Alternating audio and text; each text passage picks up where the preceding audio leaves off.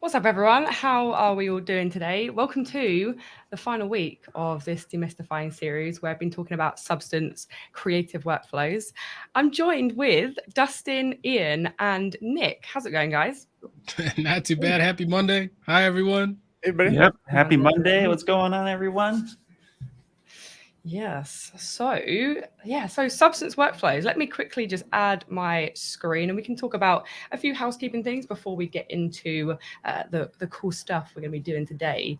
So if you ever want to find out about the events that we have live and streams going on, just head over to this page here, which is the events page on the maxon.net website, and you can see all the live events, all the streams that you have across the whole board here at Maxon, whether it's Cinema 4D and Redshift, whether it's ZBrush or Red Giant, all the tools. And if you ever miss any of these sessions, they all get recorded, so don't worry, we've got you covered. Head over to the Maxon Training Team YouTube channel. Here's where you can see all of our live streams, all the recordings, quick tips, learn something new. And they're all timestamped thanks to the amazing Sassy. So thank you, Sassy. I always like to thank him because sometimes we go on for like an hour and a half to 2 hours, and he's very kind enough to sit there and timestamp things for us. So we appreciate it very much. Yep. Cheers. Cheers. Yes. Also, a quick reminder and a quick kind of a thank you to you guys as a great community. We like to give away free t-shirts. I say free, all you have to do is pay for shipping. The links should be in the chat now, and there is a special password which will also be in there, which is ZBrush and Substance, I believe. So yeah, grab yourselves a t-shirt. All you have to do, pay for shipping. Varies depending on where you live. So today we're joined with Nick from the Adobe Substance team, and he's been kind enough to go through some really cool techniques on some footwear. But first of all, I do want to quickly hand over to Ian, who's going to tease a little bit about what we're going to cover on the July 13th, Ask the Trainer. What we like to do sometimes the next month, we like to hijack Ask the Trainer and do a recap from the previous DPP. And so, Ian, do you want to do a little tease? Yeah, absolutely. Well, share my screen. So I took my kids to the Mario World, and I was inspired as well. And so what we're going to be doing is we're going to be showcasing how to make this cube from start to finish using ZBrush, moving it into Substance Painter, and then possibly some little Redshift finals at the end. So definitely keep an eye on that. If you're interested in this whole workflow, since this whole month was about like this workflow specifically, going in from ZBrush, doing stuff in Substance Painter, and then finishing off with a render, we thought, let's do a little workshop of something that's fun, simple enough to kind of wrap your head around it, but gives you all the information you need to go through and actually do the process yourself. And of course, we'll always share the file assets as well. But if you would like to come and follow along, and also if you're new to ZBrush, like brand new, this is perfect for that because you're going to be able to actually go through, do some hard surface, a little bit of ZBrush and some nice Boolean action, a little bit of ray mesh, and then from there we'll move on over to Substance. So this will be a really great, fun, beginner-friendly to even intermediate-friendly course. So you're going to want to follow along with this as well. So again, that's July 13th. So you're going to want to join me and Ellie, if Ellie's going to be there. Ellie, you going to be there? Oh, absolutely, I'll be there. Perfect. Wouldn't miss it. Awesome. So definitely join us for that, but wanted to sneak peek what we have going on behind the scenes. And so super excited. Cool. So yeah, with that, we can hand over to you, Nick. If you could quickly share your screen, I can then add that onto the stream. And yeah, what are we gonna be talking about? Yeah, so today I'm going to cover, compared to when I first hopped on the stream 2 weeks ago, I had that bike model that was pretty much finished, and so I just walked through an overview of how things worked. So here I'm going to start off with a finalized model in ZBrush, and I can switch my screen there to ZBrush. So we're going to start here in ZBrush. The model itself is finalized, but I'm going to bring it into Painter, and then from Painter, it's going to be more of a follow along where I'm going to start from scratch. The app is brand new, like freshly opened. So I'm going to talk about how to bring the model in, how to do some setup, prep work into it, baking the low and high poly meshes together, and then kind of creating the materials for the model itself. So just going to talk lightly about the model here in ZBrush. So this was just a personal project, a demo show to use for some workshops coming up that I'm kind of hosting. So I had to prep a model for that. So this one is a relatively simple model. I have about 9 or 10 pieces here. like midsole. The outsole itself is actually blank because we're going to use displacement maps to create the texture, which I'll showcase in Painter in a bit. But relatively simple model, just so the students and people in the workshop don't get overwhelmed with like a really complex shoe or a complex model like that bike I had last week that had probably like 30 pieces in it. So the model itself, actually, if you're unfamiliar with footwear design, like traditional footwear itself, all of your shoes, like the ones you get from Nike, Adidas, etc., like they're all built off of what's called a last. So this last in manufacturing terms, it's actually a plastic mold that they wrap the fabric around, and then they attach the sole to the shoe, and then they take the last out. So it actually gives your shoe the form. So when you're designing footwear, you actually want to have a last of reference to actually make sure that your designs actually match the manufacturing spec when you're actually doing proper physical footwear modeling, or footwear design, I should say. So in this model itself, what I did is I had a last that I've used in the past, and to kind of create all the components, it's actually just did a really quick process. I'm sure probably Ian's covered this in demos before, but let's do a little nicer cut there. But for most of the pieces on this model, I just did a simple mask, and over here in the subtools, extract. So just a simple mask, and then the extract here, and this is a little bit thick there, but it gives me all of those base forms I can go ahead and clean up later with like a quick ZBrush, maybe smooth all those edges out, use some polish tools to kind of get nice clean edges. But this process of masking that last out and then extracting was how I made basically the entire shoe except for the sole. The sole itself was done with the Z Modeler tool, which I think we can save for a live stream in the feature there to kind of go through that. It's a little bit of time to kind of get that set up just the right way.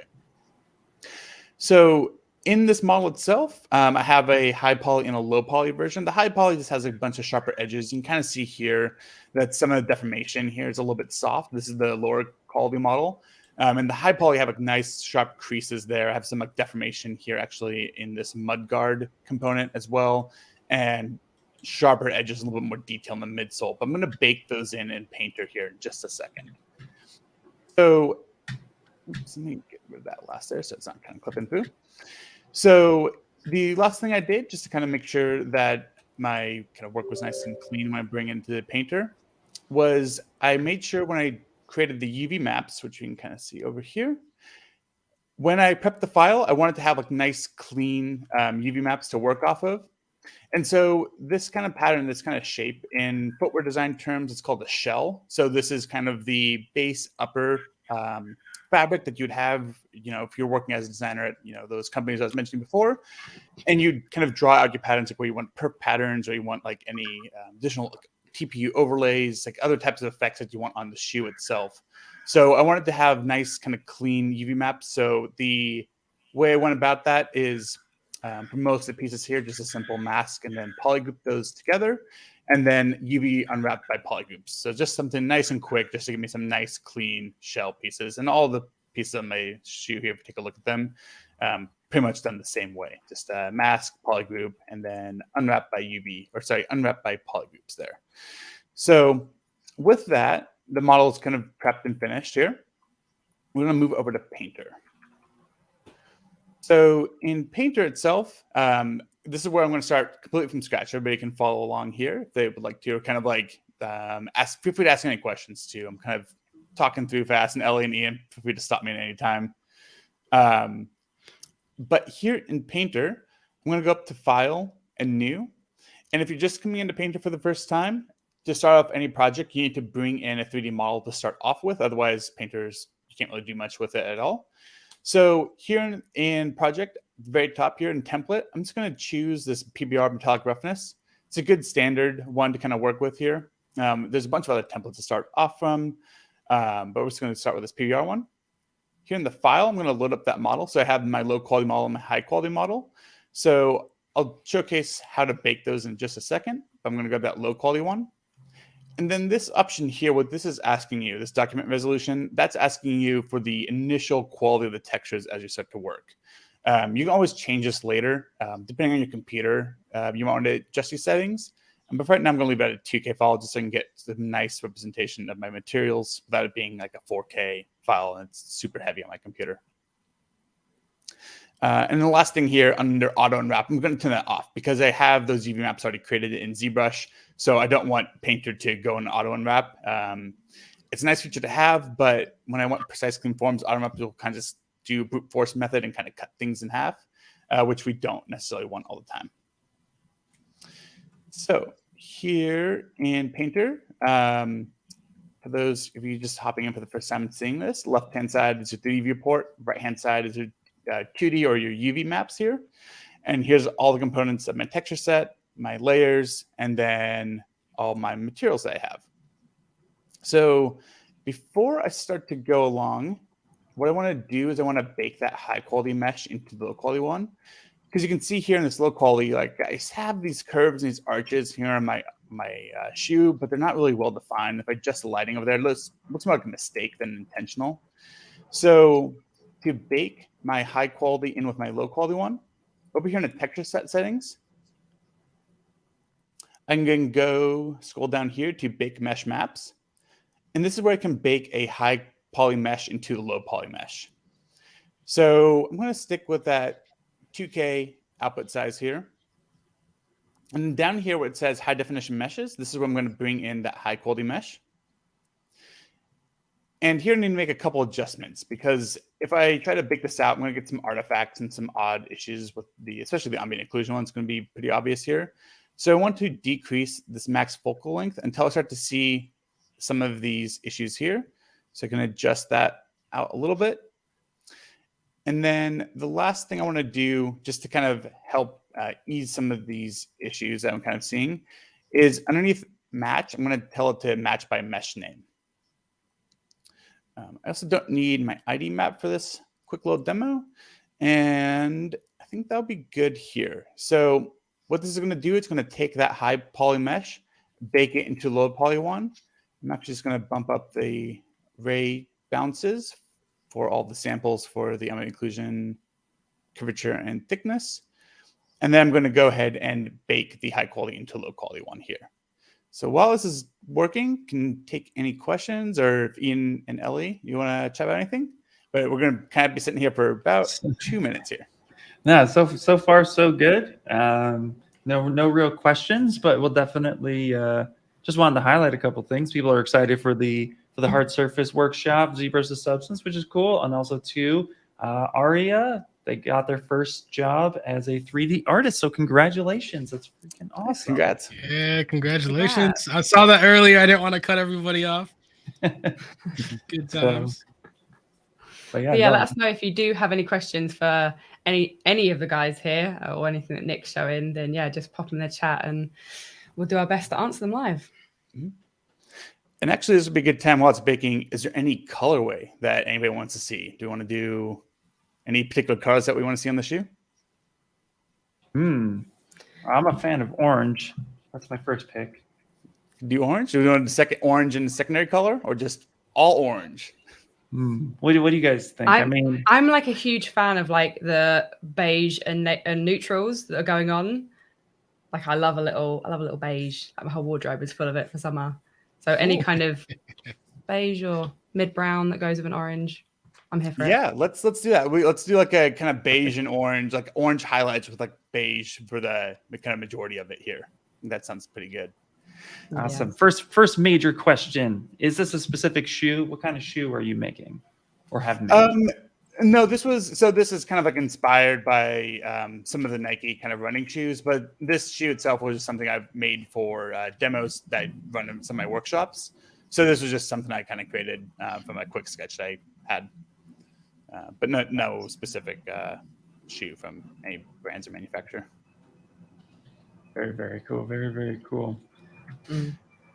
Cool. So yeah, now you can see after I baked that high poly mesh into low poly one, those kind of areas I was kind of pointing out where it just looked soft and like not very well defined. Now we're getting a lot of that kind of sharp creases in there. So now it looks like intentional marks through the kind of upper panels here and this midsole here. A little bit of artifacting and kind of clean up the ambient occlusion with another bake later. But let's just kind of move on for the next steps here.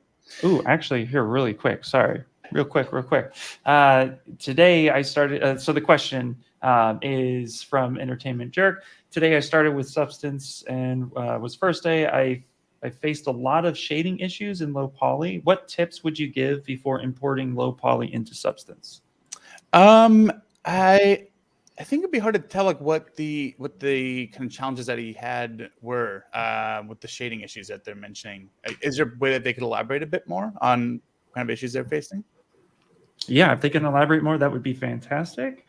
Yeah. And then the second question that came in so far is, when you export from Substance, what's the best setting with the textures for animating in 3ds Max? Oh, animating textures. So actually, animating textures I can talk about, but I actually use Cinema 4D for that.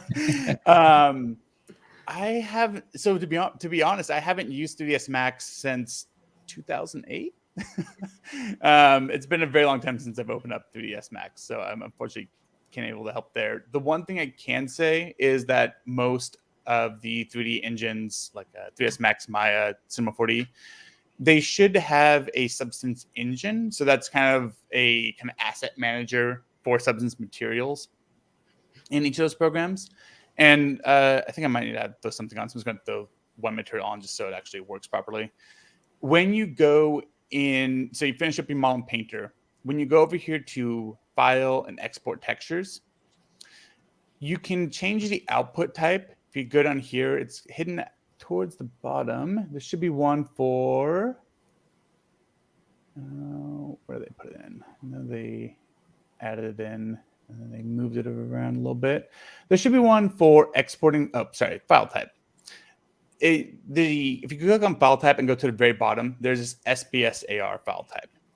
This SBSAR is a Substance standard file type. So what this gets you when you bring it into C4D, or I would assume heavily that 3ds should have it. Half the team that I work with has or uses 3ds Max. But the SBSAR is the native Substance file type. So all the parameters, all the adjustments, everything that you're going to see me demo here in a second, those will be editable with this SBSAR file type. So this is how, if I was to bring this into C4D, I would export out as the SBSAR, then have all those controls that can animate those in C4D myself. Awesome. Cool. So let's kind of take a step back here. So for the shoe, I already have a couple materials already loaded up into here. So we'll demo those, but just to kind of showcase here, over in the Creative Cloud desktop app, in the Socket Marketplace side, there's this 3D option. And this 3D option has all of the Substance materials. Also show the website in just a moment. But any of these materials, the reason why I like using the desktop app is if I search for something like, maybe I want to use a leather material, for instance. If I find something that I like maybe we can do something interesting with, let's just grab this first one, just for demo's sake. Maybe I find something interesting with this rectangular mesh.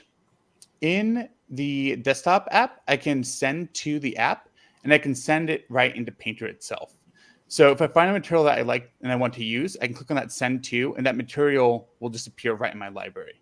So It's a really quick way to like grab materials. And if you had kind of looked here in the materials, there's 11,000 materials to work with directly. So pretty much if I need something, I can just click open the app, find a material, click that send to, and then it instantly pops right back into my model here.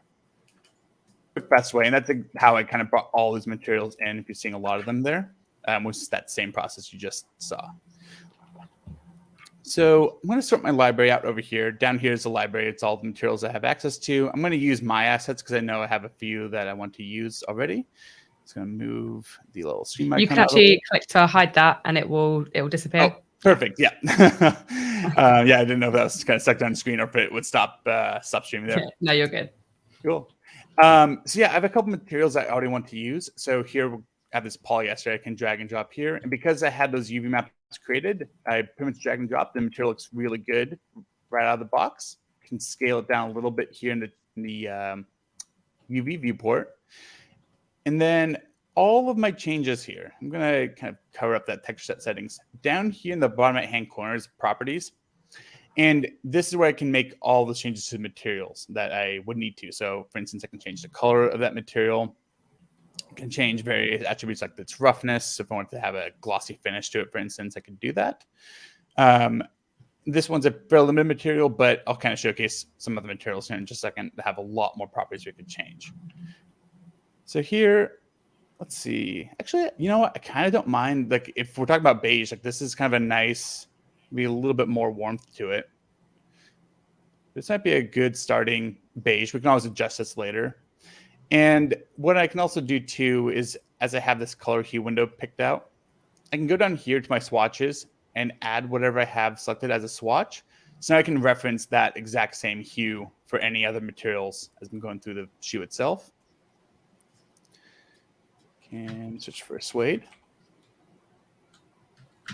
Pretty much, at least for this initial starting point, it's finding materials, dragging and dropping them onto the form, and then kind of making a few adjustments throughout here.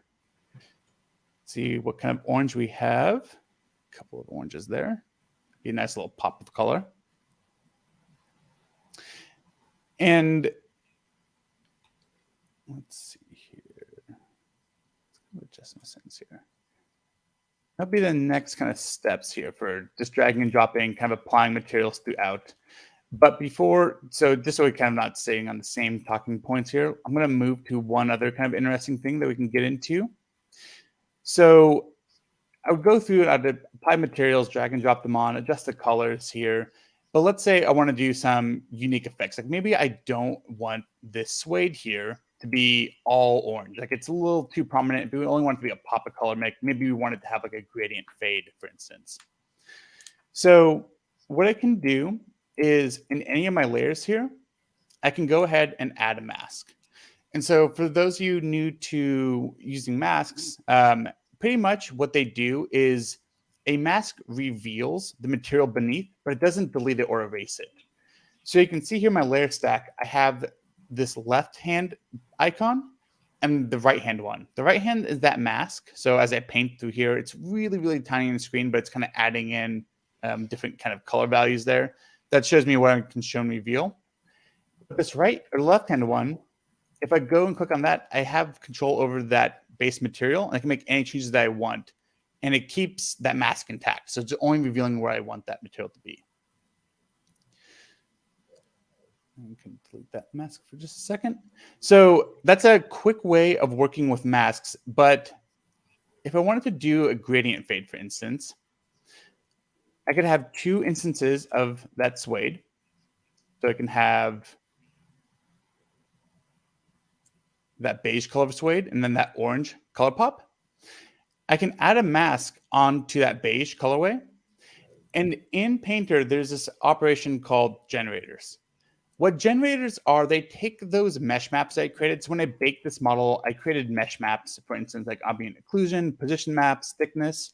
And these generators will take advantage of these mesh maps and the data that they provide to create unique effects. So this generator one, if I click on here, there's this option for 3D linear gradients. What this 3D linear gradient does is it creates a mask based off of the position data of the model. So here I can tell the model, sorry, the generator here, that I want my mask to start here in the toe, and I want it to end here in the heel. And the way I do that is I grab these little eyedropper tools and I select the color position or the color associated with that position map. When I switch back to my material option by default, you can see that now we have that gradient applied to that piece there. What's also nice with this tool is I can adjust the balance. So if I want more orange, I can have that be more orange, or I can adjust it so there's only a little pop of orange. And if I want to invert, I can just click on this option for invert and then flip that around. That's so cool. That's a game changer for me.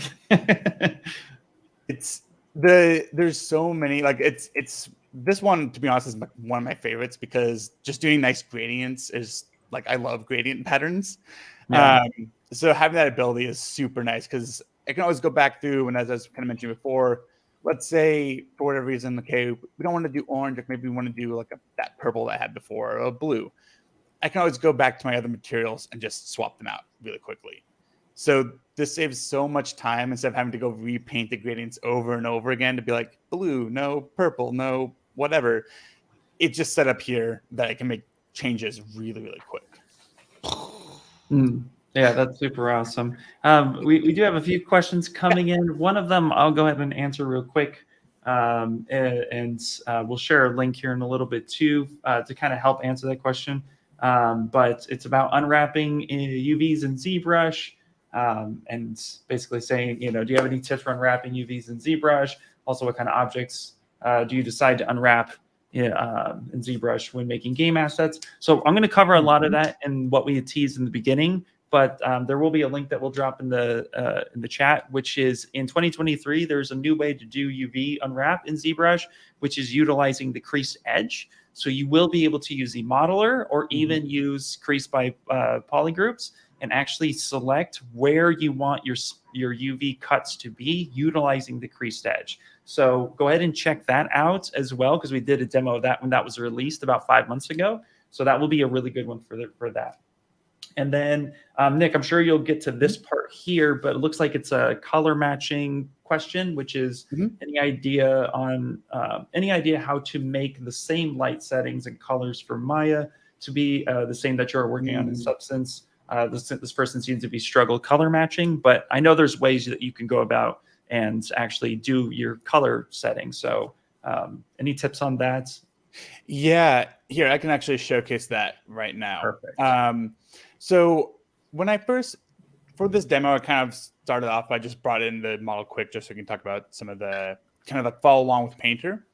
But for this, you hear a little bit more advanced. When you go to File, New, there's a few options on here. And these we can also change later on at the end. But at the very bottom, you should see this color management option here. So when we drop down this, what this color management does is as you bake out these textures for other programs, it keeps working standards consistent depending on kind of what program you're using. The new kind of one we've been using quite a bit is ACE standards, or ACEs, which is I can't remember what the acronym stands for. It's like the Academy of something Sciences. I'm sure somebody's going to correct me in the chat of what exactly ACEs stand for. But it's a kind of a new working standard. So here we can set up a color management profile setting. You can also bring in your own here. So it says preset file. If your studio or your team has a kind of a working standard that they like to use, especially this is more common for like stylized stuff, you can bring in your own preset tools there. And then you can adjust all of the working maps that you're going to have. And then as you export them, what kind of working space you want to be in. So that's kind of one option to keep a little bit more consistency with color management kind of throughout. So yeah, it's been a big one actually. Cool. Awesome. Any other questions I can answer while we're kind of hop into the next thing? Nope. I think that's it for now. Very cool. Thank you for answering those. Continue on, sir. Cool. So let's do a couple more cool effects here before I show off like my favorite tool. We'll save that kind of towards the end here. So for the rest of the shoe here, like for the laces, for like these like little eyelets here, same kind of process. I won't do every single one of them just because it can be kind of a little bit of rinse and repeat. But pretty much what I would do is I'd find a material that I like. I have my assets here. Maybe I got this like demo woven material. I'll just drag it on, scale it, kind of adjust the size of the material that's represented there. Maybe I want to change the mapping type too, because it looks like there's some like warping there with the UV. So I can always change the projection type from UVs, or I can do triplanar here. And then if it's really bad, I can just go and adjust that out in ZBrush and change that up again. But rinse and repeat for all these other pieces. Something like this, though, like a kind of a large, kind of more prominent piece here. Maybe I want to do something unique, like having a cool pattern or a graphic that's being applied here. So here, let's say I want to do let's do something flashy. Let's do this gold leaf. I just caught my eye and I want to do something shiny on here. So let's say we apply the gold leaf onto here. And in the gold leaf, we can change the color. So let's do that kind of orange copy there. And let's say we don't want it to be kind of this all over repeat, right? Like we want like a cool pattern for that that gold leaf to be associated with. So what I can do for any material is I can go ahead and add a mask. And in the mask option here, it's a little odd, but by default, when you add a mask, your only option to adjust that mask is with the paintbrush. So if you look down here, this properties, this is kind of giving you a hint of like what tools or what actions you have associated with whatever you're doing at any given time. So right now, I can only use my paintbrush. What I want to really do though, is I want to take like a cool pattern like this, and I want to apply it across the form here. So instead of using the paintbrush, over here in this little magic wand looking icon, I can go in and add in this film adjustment layer, and it's going to stack onto the bottom of that mask because I had the mask highlighted and selected at that time. And here I can grab any patterns that I want, drag and drop it into that fill. And what's happening is that pattern that I dragged and dropped into that fill layer is filling the paint bucket that's driving the mask. It's a little bit tricky, especially for people coming in for the first time.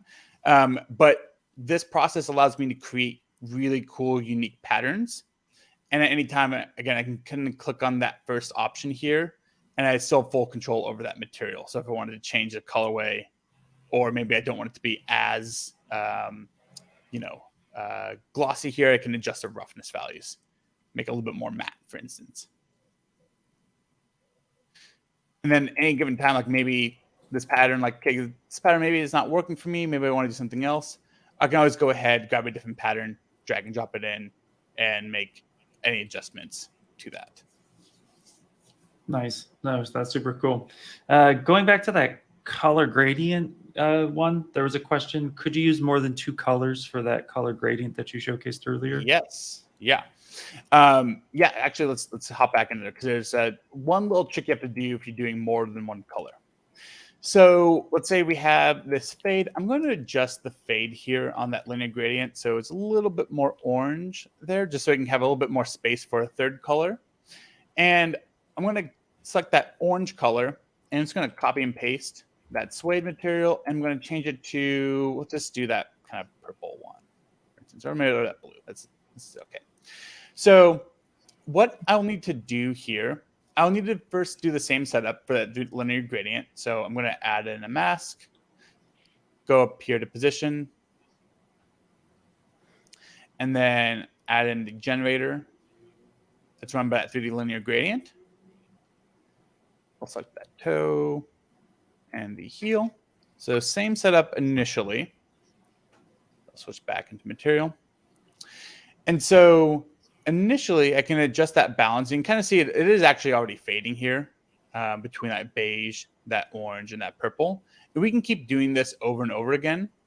But depending on your color and depending on what you're trying to achieve here, one thing to point out is if you're familiar with Photoshop, in Photoshop, next to all of your layers, you have like a different adjustment or kind of blend options. Those are here in Painter as well. So I have this purple suede material selected. Up here, and then blending mode, I can change the blending mode here just like I could in Photoshop. So maybe like color burn is like a favorite. It's not really doing too much here. But maybe you have like a favorite blend mode for your colors that you want to use or kind of play with. Those options are still here in Painter itself. So you can take advantage of that if that's the way you like to work. And then same thing, if you want more and more colors from Instant EP, we could just copy and paste the setup here. Change this to red again. And then take that gradient, kind of lower that balance even more. So we can get as many colors as we want throughout that process. Just kind of rinse and repeat that setup. Oh, nice. So it's very stackable, and you can send it through each other. So you can start mixing, matching, blending. That's really cool. Yeah. There's a ton of things you can do with it. It's nice, and I'll showcase one thing when we get to the outsole, which actually we can move on and talk about that now in terms of blending with the gradients, because you can blend not only color but actually height information. So I'm going to move to the outsole here, the bottom of the shoe, and for visual sake, I'm just going to change the environment lighting so it's based off the camera so I can actually see the outsole there. And one thing I pointed out like very early on is like I left the outsole intentionally blank, especially coming out of ZBrush. That's because here in Painter, one thing I'm going to do is I'm going to go to my shader settings. I'm going to turn on my displacement settings just so we can see displacement a little bit more. Let's bump the subdivisions up a little bit.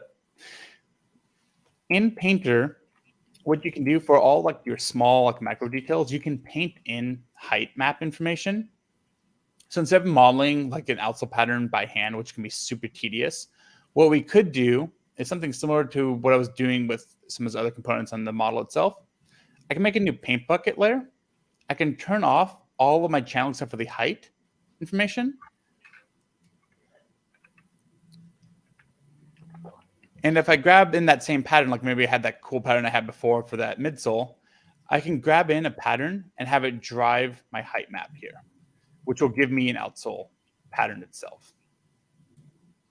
So one thing to point out is this graphic here has both black and white values. Ideally, I just like to have one or the other. Actually, no, I do have one here. So ideally, I'd have it saved out as a PNG with transparency. Looks like we have one here. So with that PNG to only be driving the areas where I have kind of any values associated with it.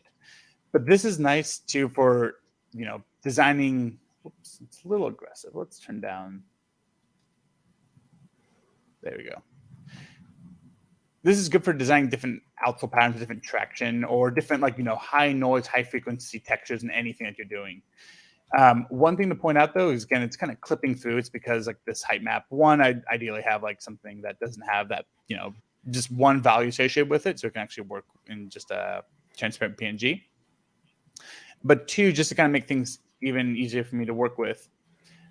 I know I just want it to be on this bottom of the shoe or the outsole. I can apply a mask onto that layer that I had selected. And then on the left-hand side are some of the basic tools we have. So like paintbrush, eraser, and then this fourth option is a polygon fill. And the polygon fill, though, this little checkerboard pattern, this lets me select different parts of my UV map. And I can do that here in the UV, or I can do this in a 3D view. So I can just click on that UV island that I want, and it'll apply that pattern onto just that UV island itself. And again, I probably just need to clean up that texture itself. But that's a quick way to kind of explore, especially for myself, and kind of come from that industrial design background. But even if you're exploring characters or creatures, etc., it's a quick way to explore different patterns and textures. And again, we can always just grab a different map, drag and drop it on. And we don't even need a full map, like a repeat like this. If you have a simple shape, let's go to some project files here. Sorry, all libraries. Even if you have just a simple shape, like a graphic, like here we have just like the simple arrow icon, you can grab in one instance of a shape and then have that repeat really quickly. So this is a really fast way to get some like nice looking materials here. The reason why I'm seeing this jagged edge is because the subdivisions are a little bit low. So you can kind of crank that up just for visual sake, but that would just depend on the model asset and then what you were going to be doing at rendering time, how much you want to crank that up by.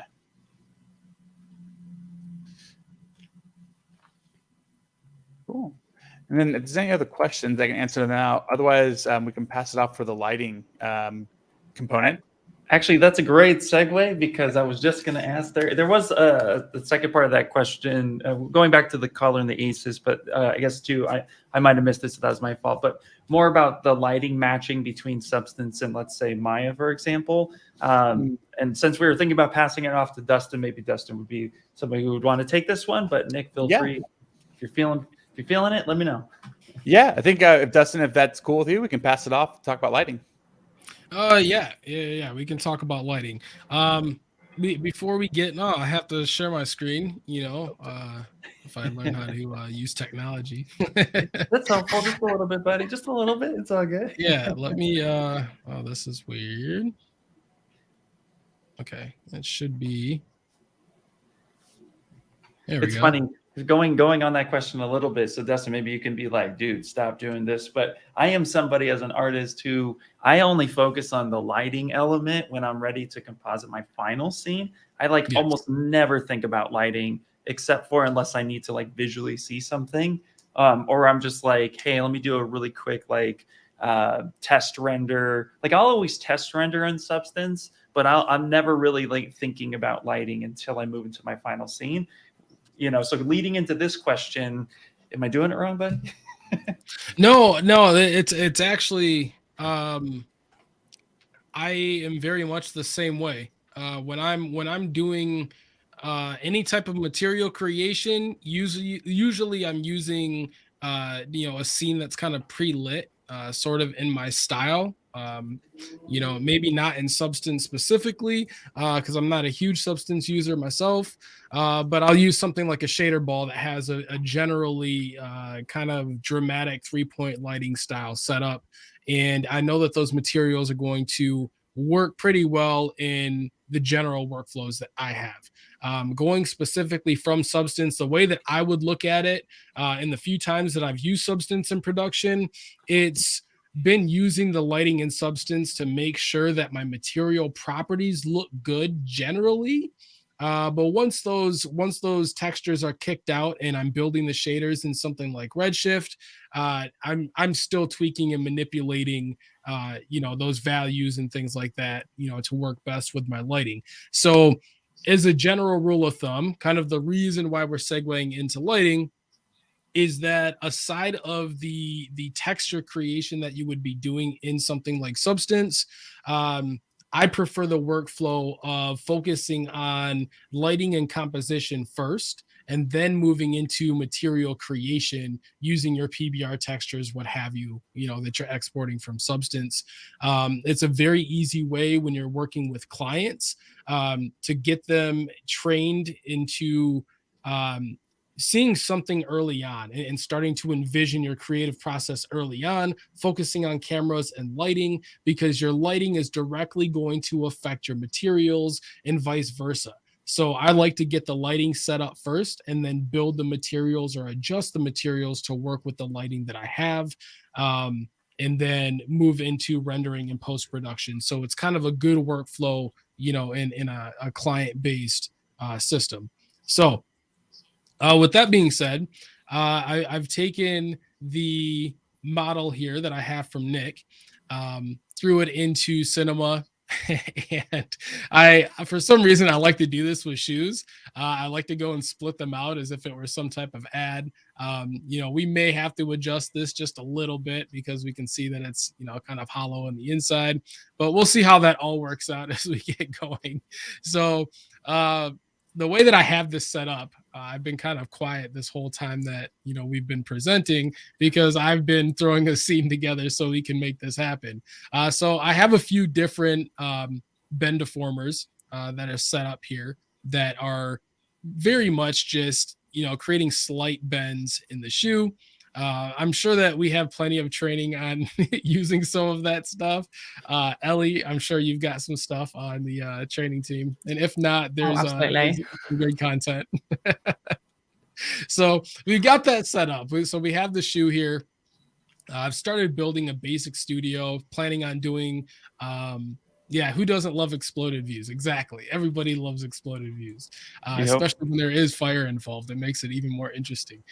So what I've got in the studio is I'm planning, we'll say just like a basic, kind of studio shot, like an infinite room type of deal for this. And then we could obviously get more complicated and so on.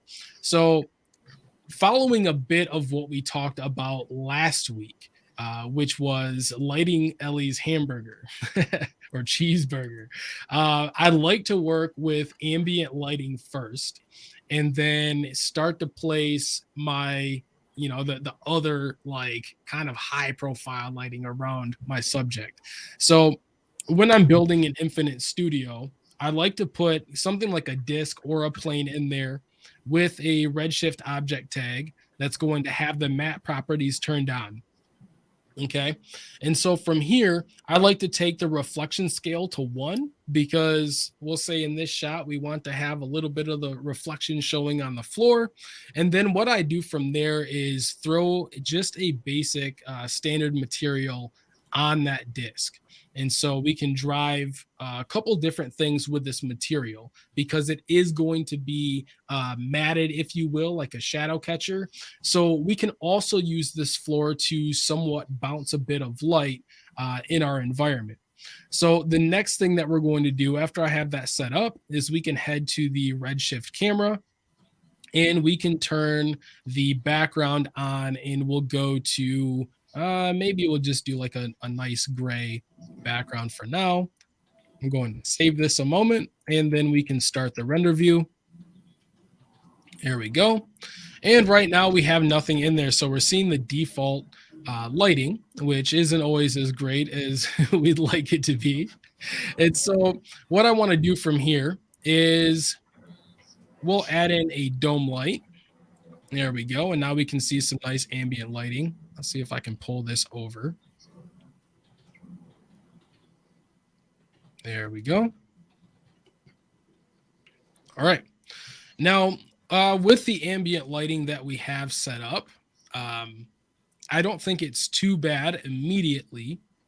If we can bring the dome light down into the lighting group here. And what I want to do with the dome light is strictly work with the ambient lighting. So right now there's almost too much ambient light. And so I'm going to bring the value down here a bit. And again, we're just focused right now on the shoe and kind of looking at where some of the darkest points of shadow might be and ensuring that we have a little bit of information there. So we did talk last week about how I like to use HDRIs for this. There is definitely time that I will use something like just a straight color, and that's primarily when I don't want to introduce any other colors into it. So if I were using something like, I think last week we talked about the Grayscale Gorilla Hilton Head Rooftop. It's like one of my favorite HDRIs, or the missile launch facility from Polyhaven, or HDRI Haven. That's a really good one to use as well to give some nice overcast lighting. In this case, I think we can just add values of gray here.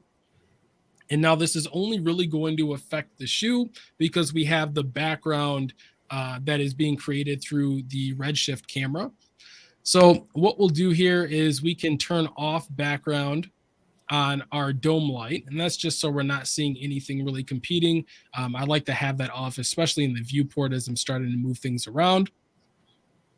And now we can start to add some lighting here. And so we'll add a new area light. And with this area light, what I'm going to do is use our little arrow here all the way up in the object area. And we can add a target tag. Now inside of this target tag, I already have a light target here that was created. And I can place that light target inside.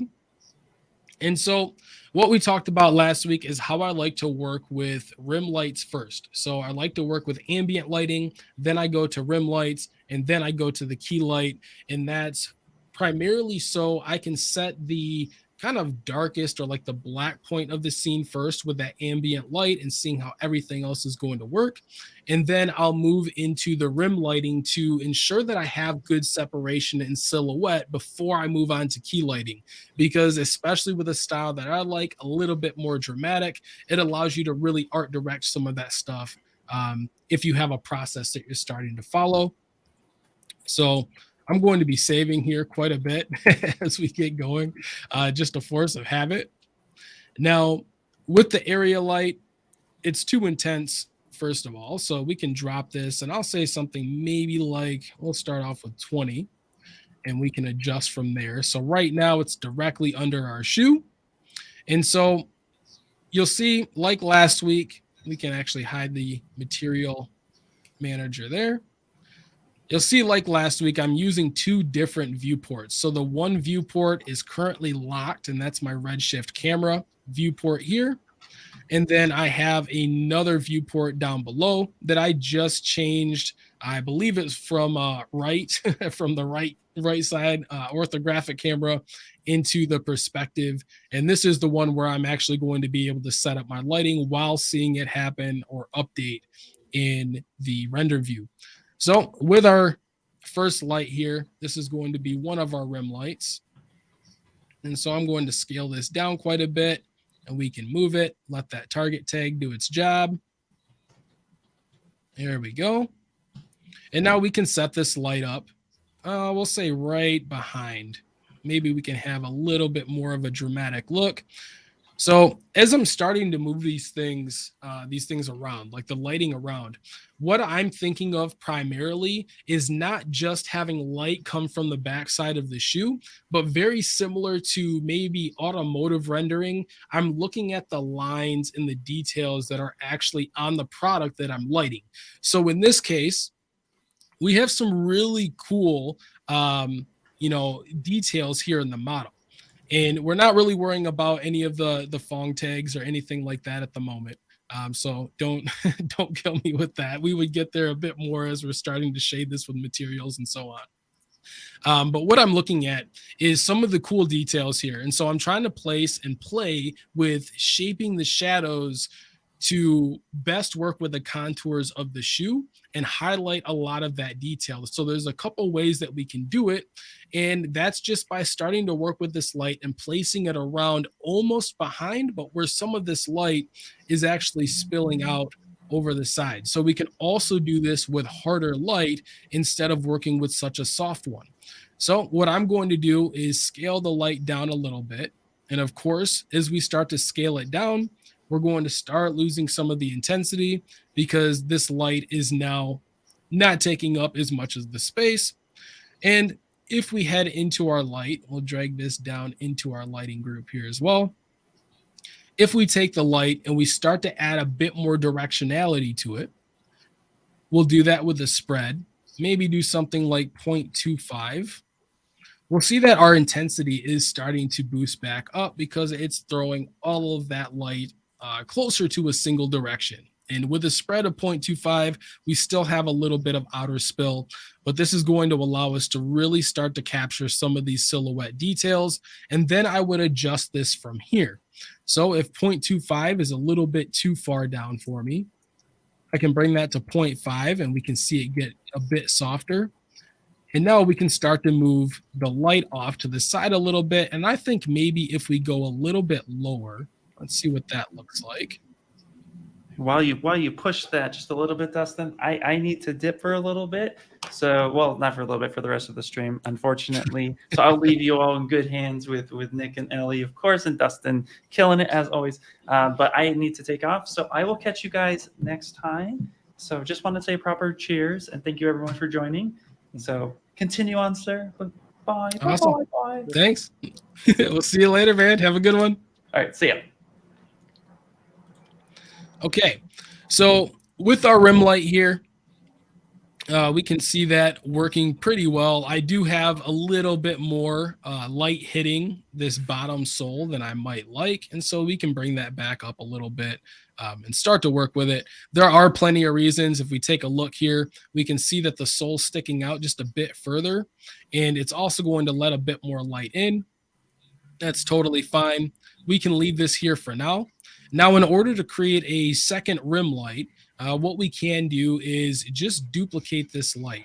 So when I'm duplicating the lights, what I like to do here is start to work not necessarily in the object axis, and we can see that up here.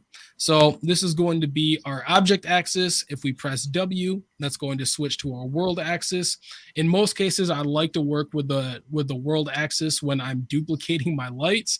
It's just a force of habit, not really any reason to that. It's just it really depends on the setup that I'm using. So in this case, we can hold down the control key and we can duplicate this light over. And now we can start to work with a placement here. And so what I'm doing here is going to have this a little bit more of a true silhouette light, like a true kind of backlight or rim light that's not really cascading light across the front of the shoe, because that's what we're going to have our key light for. And so what I'm going to do is just move this and work with it until we're just getting this nice edge highlight here. And what I think we can also do with this one, we're going to just call this one backlight. There we go. And we'll call the other one rim. right? It's always good to name your stuff so you know exactly what you're working with as you're going. And we can take the backlight and maybe take our spread down to we'll just say 125. There we go. And now we can see that we have a really nice silhouette to this. And then if we want to manipulate this and maybe tone that down just a little bit because we like the way that our lighting is working here on the other parts, we can head straight into object in our intensity and maybe bring this to 5. We'll just bring that down quite a bit. So it's not adding a whole lot of light cast on everything else, just a little bit more here towards that front silhouette. And now we can work with the key light. So with the key light, it really depends on what type of lighting you're going for. So like I said, I like to work with a bit more dramatic lighting. That's kind of how we're already setting this up. And we can do things like work with more of a spotlight if we want some really hard light on this, or we can use another area light, which is usually my preference, and set the shape of that light to circle and go that route with it. So what we'll do is just create another area light, and I'm going to take our target tag from one of our others, and we can bring that up, just duplicate it using Control. And now inside of this area light, let's name it key a minute. Inside of this area light, we can head all the way down to shape. Instead of rectangle, we'll go to disk. And then we can scale this light down quite a ways. So remember we were talking last week about real world scale. That's one thing that I often like to use, especially for my key lights. Sometimes I get creative with the rim lights and I just start to throw things in there. If it works, it works. And so in this case here, what I think we can do is start to work a little bit more with a real scale to this. So I'm going to use, we'll say 24 by 24. And we're just going to bring this up and over our shoe. There we go. And it's going to be blown out quite a ways. So we can take our intensity down. We'll do something maybe like 15. There we go. And now if we're wanting to make this light quite a bit harder, we can take our spread down to maybe 0.2.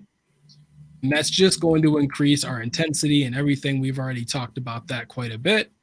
But what I'm also going to do is maybe use this a little bit more like a spotlight. So we're just going to scale this down. Here we go. We could even get a little bit closer here. And then remember, we talked last week about how I like to position the key lights. So I do this with almost everything when I'm looking for kind of more dramatic and creative effects. I like to work with like a 45-degree angle off of the view of the camera. So I do have the camera filtered off here. We can turn that back on. And we'll see here that from its current direction, we have a pretty good setup now where our camera's here. We're about 45 degrees off of where that camera is pointed. And so we can start to work with this a little bit. I think going a little bit higher, something more like a top light with this would be good. And then if we're getting quite low with our intensity and we still want to adjust the intensity, the overall intensity of the light, especially when we're working with directional lighting, we can drop our exposure here. And so we'll do maybe like a -1. Here we go. And that's showing up pretty well. All right, so at this point now, we have a few things that are happening for us. We have our rim light on the right side. We have our backlight that would generally be creating a good rim for that, a good silhouette on that side. Part of it as to why we're not seeing that is because right now, if I turn off the key light, we have our key light a bit further off to that side. And so what I think we'll do is maybe work with a Gobo. So we can use Gobos in a few different ways. It really creates nice dramatic or like kind of noir effects. And what we'll do here is grab a Gobo texture, and there we go. We can move that over. Let's do something like abstract. Abstract's always interesting. So these textures are from CG Hacks, cghacks.com, if you want to check those out. But I think what we'll do is maybe use a circle texture. So we can use this circle Gobo, drag any one of your Gobo textures into the color or the texture slot here. Here we go. Make sure we save this moment. All right. And so now with this being set up, we're going to see everything update here in our viewport. So this is really going to kind of take all of the intensity and drop it a little bit, because now we've placed the texture in that and it's using the texture for the color, which is also affecting the intensity. And so we are going to have to make some adjustments. So I'll set my exposure back to 0. And then I'm going to take the spread here and drop that to 0 as well. And this is going to allow us to really see the effect of the Gobo here, because the whole idea of Gobos is to use hard light. What I like about Redshift, a lot of times we would use them with, say, spotlights or like Fresnels in photography. But in this case, I'd like to use this with area light so that we can adjust the spread and how hard those shadows are actually affecting our subject or our primary product or object that we're using. So now I can start to bump up our spread here just a bit. Maybe that's going a little bit too slow. There we go. And now we can see here that as I'm doing this, we can really get a nice fall off of the shadows, and you can kind of mix and match different looks here. So in the center is going to be the brightest part, because that's currently the largest spot for the light to come through here with our Gobo. And so we can make adjustments to this. So because we're using a small spread, what we will need to do is probably adjust the scale of our light to be able to push this quite a bit, and maybe have it a bit more like a spotlight, to where some of the lighting effects are hitting the ground and so on. We can sort of see that here a little bit. If we pull the render view out, we can see some of the lighting happening there. And now, of course, as we start to scale up our light, we can scale down some of the exposure. And so this is a really easy way to start getting different effects. So as I'm doing this, there are quite a few different times that I'm using a mix of Gobos and regular lights, and maybe even other Gobos. So this one here was a little bit more abstract.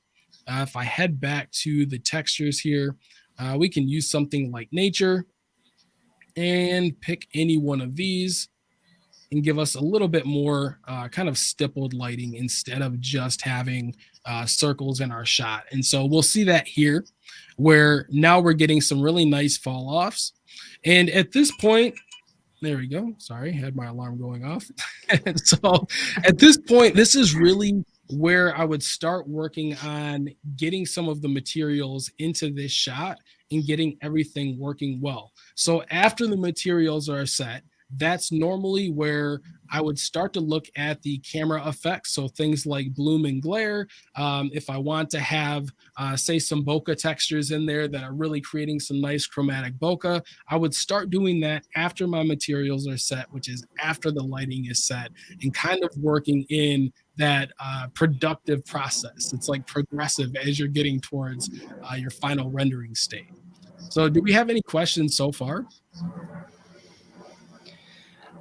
No, I think everyone's just mind blown, really, by just how easy you make it look, but it just isn't. But it looks incredible. I linked to CG Hacks as well whilst you were talking about it, because those Thanks. I are appreciate it. lovely.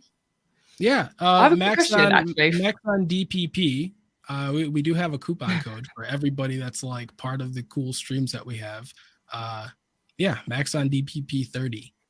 But anyway, so go ahead, Oh, Ellie. perfect. I'll throw that in. Oh, yeah. So it was just when you go in to adjust your lighting, I noticed that more often than not, you go to the exposure first. Once you've set up the like initial intensity and Yeah. your spread, I noticed that you often go to exposure and then do intensity, or sometimes don't. Is there a reason? Is it habit?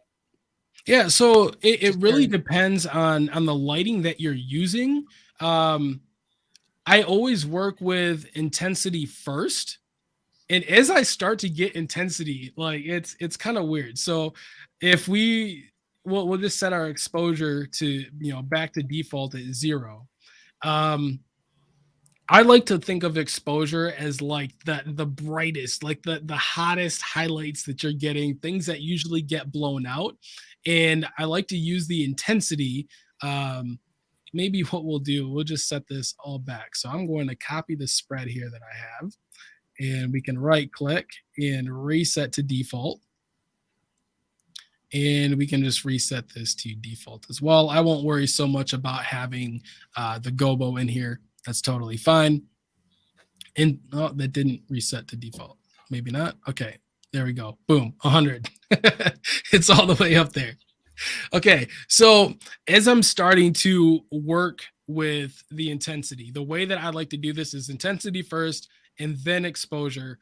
Sometimes I'll actually expose or adjust the exposure once I get my materials built, because I really like to work with that on reflections. And so when my reflections are way too hot, I'll adjust the exposure of the light and keep the intensity the same, just to kind of like bring down some of those the blown out details. Yes. So I'm trying to think of how to best explain this. So intensity, the way that I'd like to work with this is if I get down to something like 10, okay, and that's usually after adjusting the spread. So I think to myself, hey, do I want to have hard or soft light? So the more I adjust the spread, say down to 0, it's going to be a bit harder light. It's just going to be very directional light, we'll say. Hard and soft lighting, shadows. We talked about that a little bit last week. It's all has to do with like the distance of the light source and scale and everything from your subject. We have plenty of streams talking about that in the Demystifying series. But as I start to get something like my spread, maybe we'll just paste in our other value here. So at this point, when we're looking at the shoe, I've already got my intensity at 10. So that's already low. So in order to bring this down, and I will say a big disclaimer here, currently we're not working with materials. Okay. So I'm going to stop a minute and kind of just give everybody a heads up. Usually when I'm working on scene lighting, what I like to do, I didn't do it on this one. What I'd like to do is take a Redshift standard material and head down to the roughness for the reflection. And I like to set that at something like 0.5. And then I'm going to place this right on top of the shoe here that doesn't currently have any material on it. And this is where I'm going to be able to start visualizing some reflections and things like that before I get the materials on. I didn't do that in this case. And in fact, I'm going to delete it. There we go. I didn't do that in this case because I didn't really think it was very necessary. So it's not always necessary. But just know that's usually how I will work. And I'll have, a base kind of neutral gray on products that I know are going to be lighter. I like to use kind of just white because it's going to show me exactly where those white points are at and how hot everything's going to be. So it's really just, kind of on a per case basis. So with that all being said, the key light intensity here, in order to start dropping this even further, right, I'm going to have to get down to these crazy low values, which I don't always need. And so what I like to do is think of like a 5 or 10 kind of like threshold. That's like once I hit, at the very minimum 5, I'm going to start working with exposure and start to bring that down. And so in this case, we could kind of drop that a little bit here. And now we're seeing that we're not really getting any crazy clipping or extreme loss of detail blowouts in that area.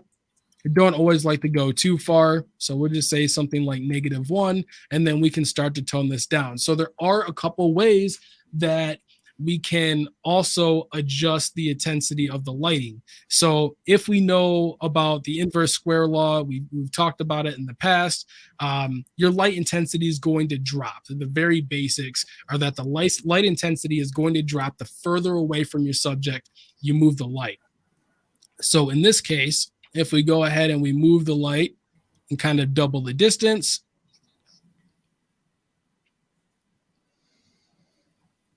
there we go. We're going to start adjusting that a little bit. It might be a little bit different because I have the spread is way low. There we go. And we'll take this back to default. I feel like I'll never remember these settings. We'll go, I think intensity of 100 is fine. There we go. Okay, so we're back to a little bit closer. I'll actually remove the texture here as well. So when we had our light set really close, we can see that it's blown out.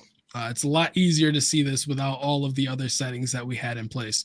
So the closer your light's going to get, the brighter it's going to be, right? And we're still working with the intensity of 100, which was initially blowing everything out to begin with. The further away we move our light, the less intensity we're going to have. And so there are different ways that we can adjust the intensity of the light, which is also why I like to use the exposure for certain things, like the blown out highlights, and I like to use the intensity to kind of work a bit more with the diffuse lighting. So hopefully that makes sense. These two sliders and the inverse square law of like moving lights further or closer to the subject to adjust the intensity are all things that, you know, if you're thinking like a photographer, you're going to be doing. So hopefully that all makes sense. No, Somebody put a yes in the chat if it actually makes sense, or did I just completely confuse everybody? We'd like a thumbs up from everyone. No, I think that was great. It was a really good explanation. Yeah. So without, I don't know if we can completely redo everything. Let's see here. Put our spread. I think I still have that value placed. We'll go to a value of 10. There we go. Of 10. -1. And we'll head to this guy. Drop this into our texture again. There we go. And that's close enough. So when I'm working, like I said previously, when I'm working with, you know, products like this, it all really has to do with the, you know, the style that you're looking to go for, which is usually directed by a client. If I get to, you know, kind of make the creative calls, I'm usually doing something like this, where I like to set up my rim lights. I like to set up kind of a rim light and a backlight. It all depends. And, you know, in a lot of cases, you know, we call rim lights backlights, vice versa. And I'd like to have a nice key light and maybe experiment with something like Gobos. I'll use HDRI textures in the lights at times to mimic more photographic modifiers, things of that nature.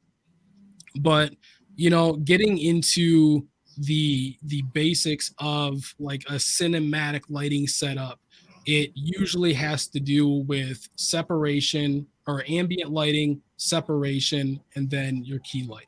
So if you kind of think about it in that balance. So one thing that we can talk about here, let's see. So I don't have a gradient set up for the floor yet. So I do like to set up the gradient at times. We can kind of do that very quickly.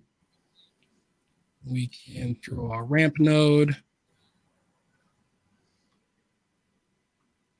Here we go. And we'll plug this. Is this my floor? This is not my floor. Let me copy that. There we go.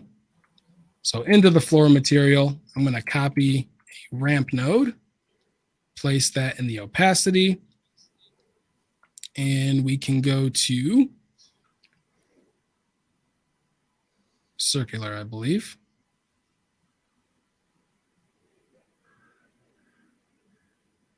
There we go. And now we can start to adjust our values so we can invert our gradient and start to crunch our black point here.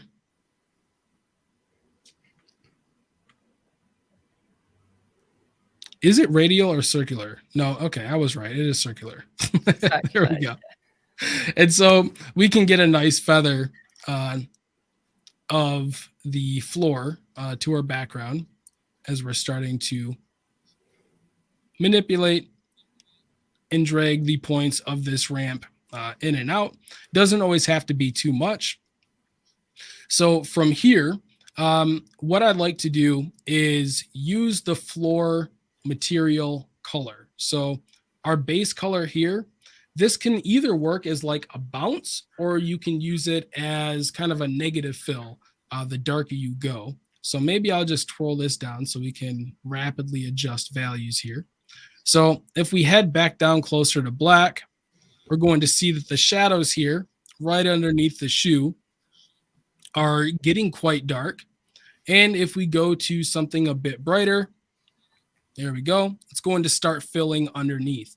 So with this shoe specifically, because we have it down almost like, a contact point with the floor, it's going to give us a little bit less result in that shadow kind of crease area down there at the bottom. But it is good to note that you can use this for quite a few different things, like a bounce card on the floor as you're starting to get into that space. We can see here on the back, I believe it's the midsole piece. If we go up to white, we're getting quite a bit of bounce, and we're starting to lose some of the contouring that was on the back there. And if we head to something like a black color here in the base color, now we're starting to get some really nice contour on the edge. So using it like a negative fill or a bounce card is definitely going to work in your favor. And then, of course, we can use actual planes as negative fills or bounce cards, kind of using the same method with materials. So I think that's all I have. That's a whole lot of talking.